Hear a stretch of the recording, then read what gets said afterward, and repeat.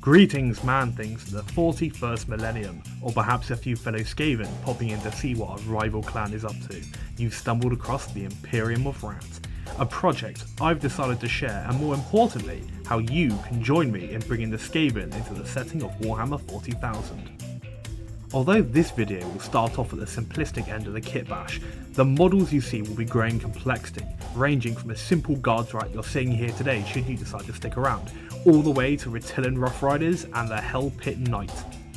My aim is to convince people that there are only two things stopping you from creating truly great armies: bits and getting over the worry of ruining a model, because if you can pick your army projects correctly, it just adds to the flavour of the army when you make little mistakes here and there.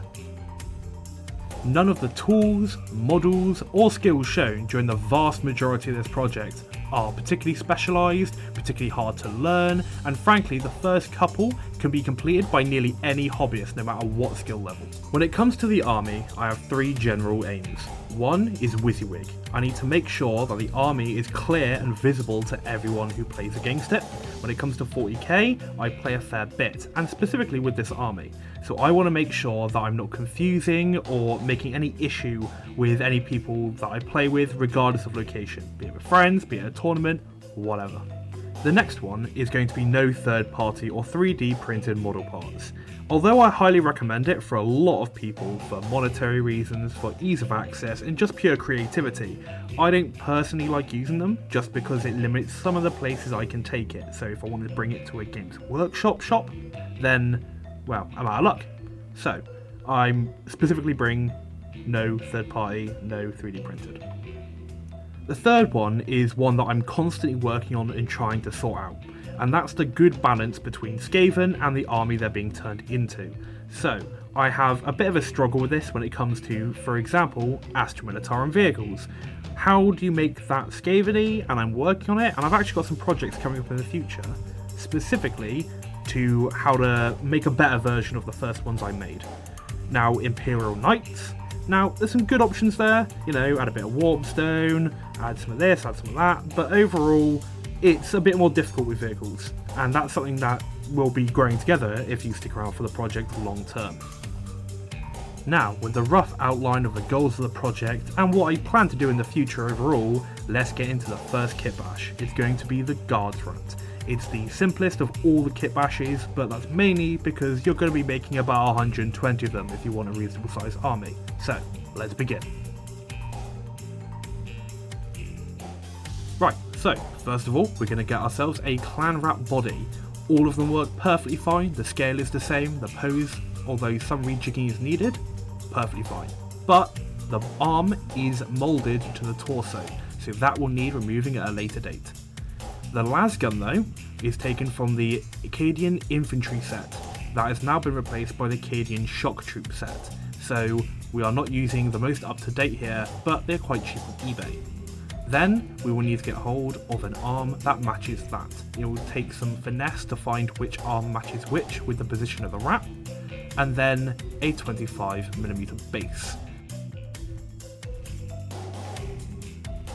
First of all, we are going to start with a cut underneath the chin of this to start removing away the moulded on line. For this, we'll use a sharp knife and some clippers that are bought off Amazon, dirt cheap, any will work. Along with that, we will need to shave down and make it fit at a smooth level, because otherwise, when it comes to gluing on the next bits, it's going to be a little more tricky. So, a little bit here and there, cutting back, shaving, moulding, trying to keep it to a good shape with the cloth. And here is the finished result of the clan wrap having the arm removed.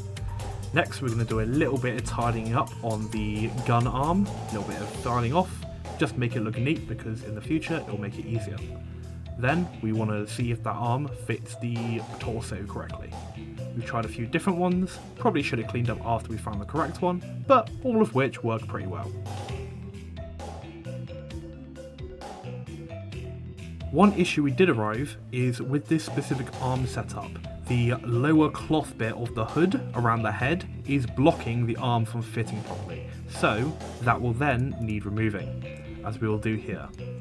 slight cuts, now this time being much more careful to make sure that the way we're cutting is matching the flow of the hood, as too many flat bits will lead to a unnatural look in the end result. Now here you'll see that the overall arm is a little too spread out, so we are cutting that back so it fits in a more natural position and allows us to make it flush with the torso when the green stuff is applied. Now the main gun needs a little bit of trimming back, which should be fine, as frankly when it comes to Skaven, they like to gnaw on their equipment. But in this way, we allow it to stay much more close to the torso, making sure that some of the rougher cuts are hidden by the position of the gun on the body.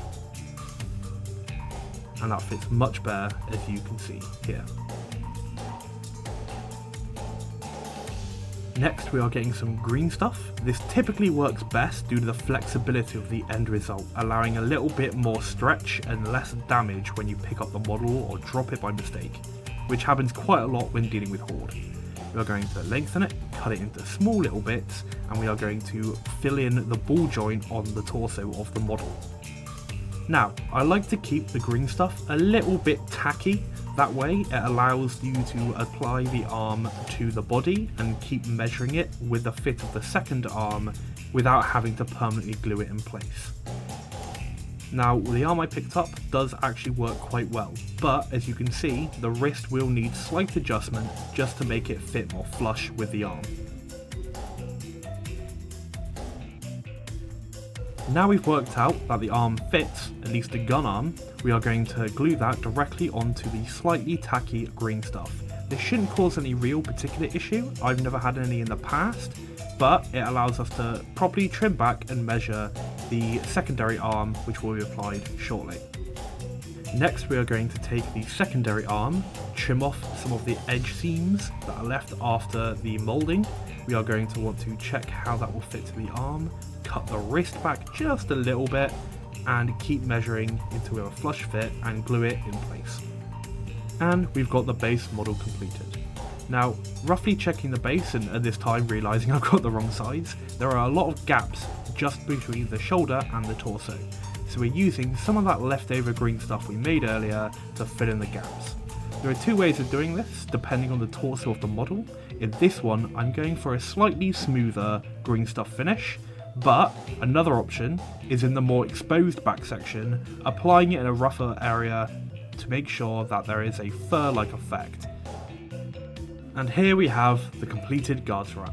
Simple, effective, and this one is effectively just an arm swap, but due to the old nature of the models, it required a little bit of cutting, removing the arm that was moulded on, but simple and effective.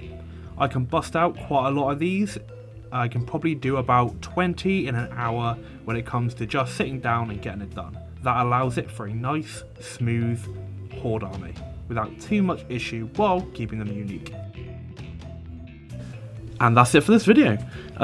Super simple start as said in the beginning, but hopefully in the future we're going to grow and advance and I can show you some of the truly interesting models that come into play when you come into adding the more auxiliary units and vehicles, and eventually when it comes to knights. So, I hope you have a good night and I'll see you around.